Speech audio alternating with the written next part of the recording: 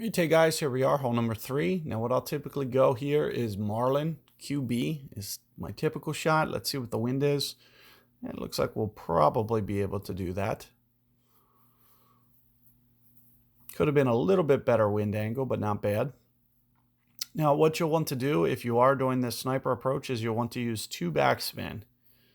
Maybe around 2 backspin so you can see, maybe even 1. So somewhere like 1 to 2 backspin I'm thinking.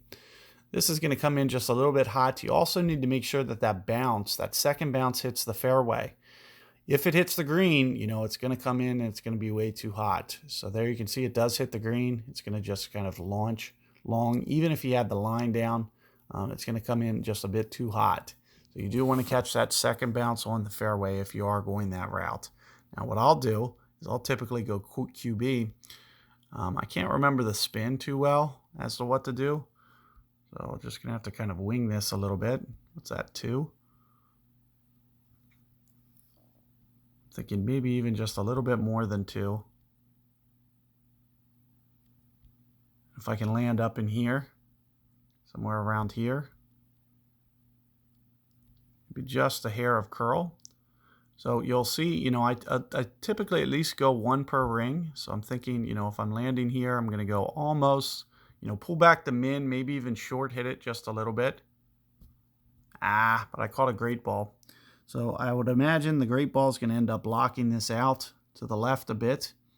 So sure enough, there you can see, and it does roll down into the rough here. So maybe, an extra half bar of backspin. But you do want to just, stay kind of fairly aggressive with it.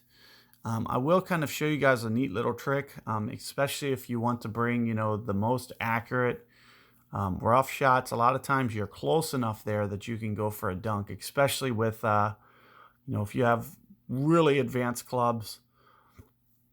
I know like late Nirvanas, you can definitely put into the hole. It's a little bit tougher with with these earlier clubs. You'll see that the bullseye is just a little bit bigger, but that's typically the way that I'll do this to kind of ensure that it goes in, is I'll just kind of go for the dunk. But you can see, it's very close. Even at a 1, I can almost catch a great ball. So what I'll do is I'll just put this towards the back of the hole.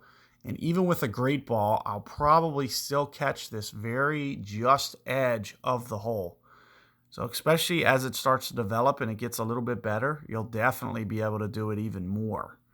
So here you can see I did catch my perfect ball, but if I didn't, there's still a good chance that it's going to just catch that edge. So good luck with that hole, guys, and I'll see you guys on the next one.